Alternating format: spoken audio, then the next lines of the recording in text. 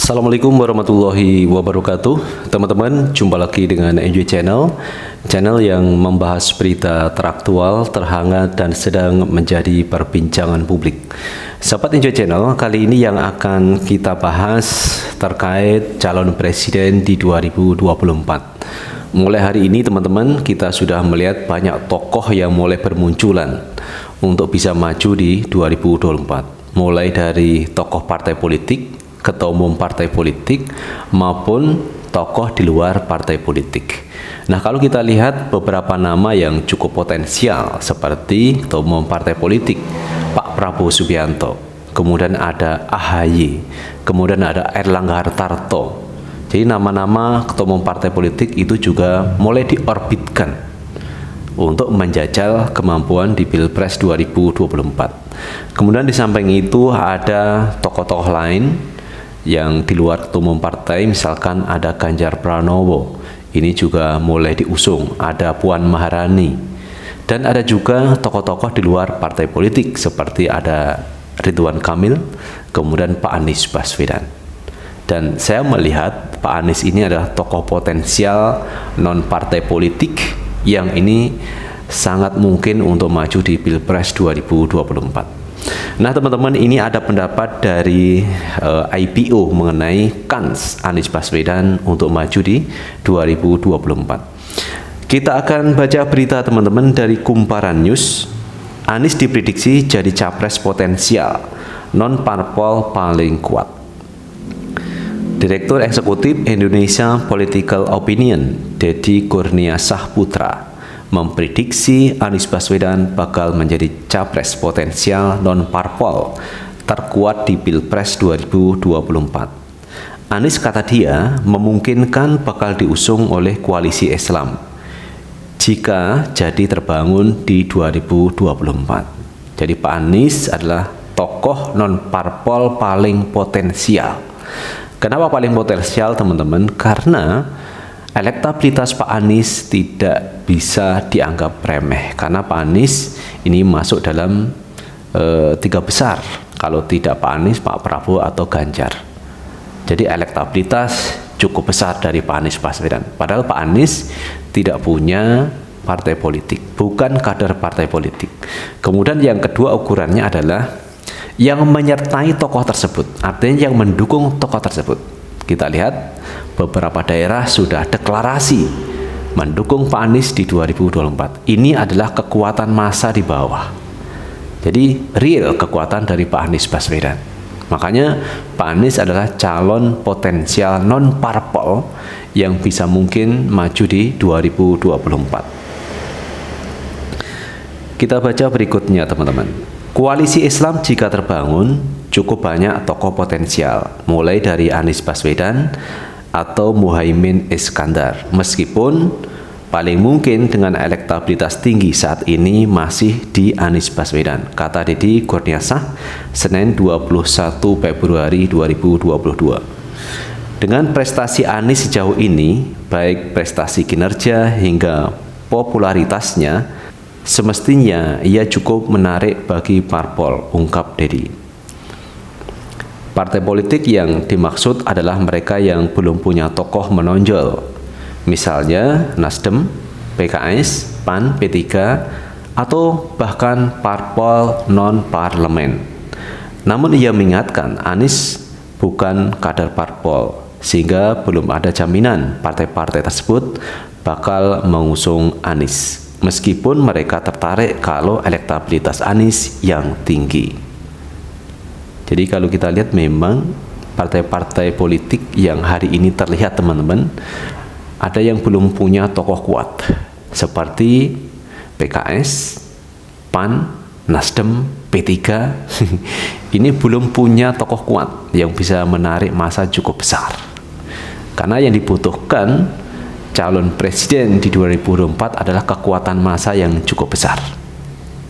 Dan ini kita melihat Anies Baswedan punya itu, punya kekuatan massa yang cukup besar. Apalagi kalau kemarin P3 sudah ada hubungan yang harmonis dengan Pak Anies Baswedan.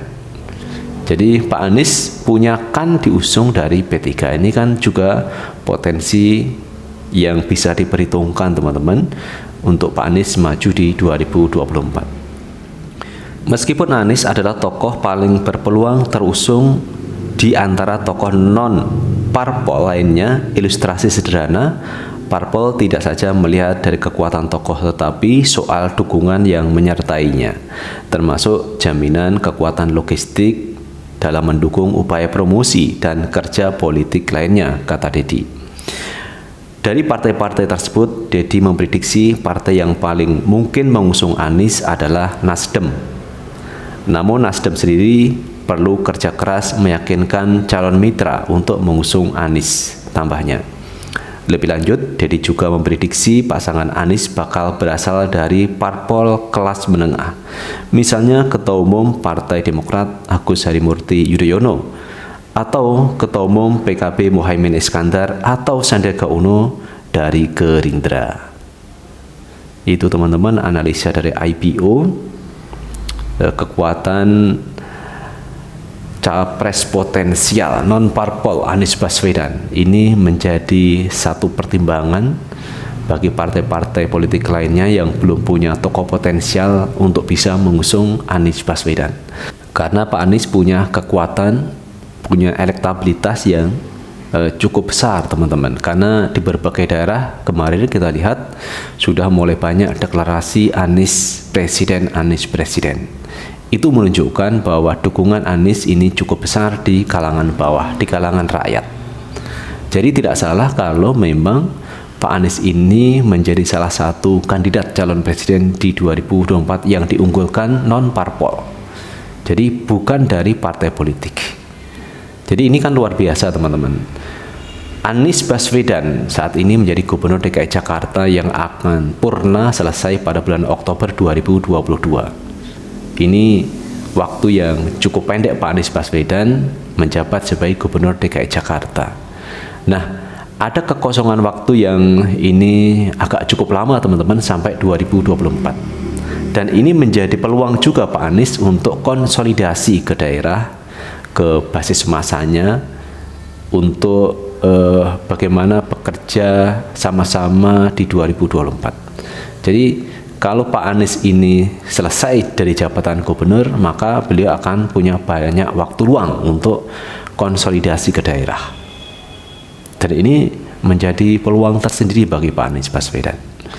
Jadi apa yang disampaikan oleh IPO teman-teman ini sangat realistis kalau Pak Anies nanti maju di 2024. Tetapi ada pandangan saya yang mengatakan bahwa Pak Anies ini kan bukan seorang pebisnis.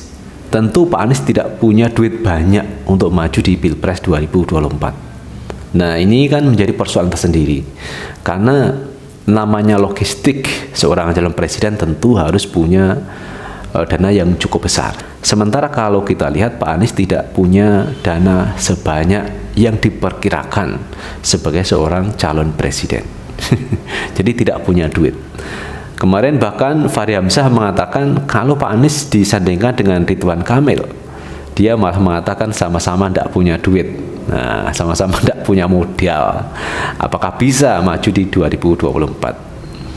Tetapi semua itu teman-teman, bahwa seorang calon presiden tentu syarat untuk menjadi calon presiden bukan hanya karena faktor modal, uang. Tetapi yang lebih penting dari itu adalah kekuatan dari massa itu sendiri. Kalau massa menghendaki seorang calon presiden, misalnya Pak Anies, maka biasanya kekuatan massa itulah yang membiayai kampanye-kampanye untuk menjadi Pak Anies sebagai seorang calon presiden. Jadi kekuatan seperti ini adalah kekuatan yang sangat besar diperhitungkan teman-teman. Karena kalau orang ini menginginkan seorang menjadi calon presiden kemudian dibiayai oleh rakyat, dan ini justru menjadi kekuatan yang cukup besar karena berasal dari rakyat. Dan inilah peluang Pak Anies untuk bisa maju di 2024. Itu teman-teman yang bisa kita bahas kali ini, dan bagaimana menurut pendapat teman-teman sekalian tulis di kolom komentar, karena komentar teman-teman akan sangat bermanfaat untuk yang lain. Sukses selalu. Assalamualaikum warahmatullahi wabarakatuh.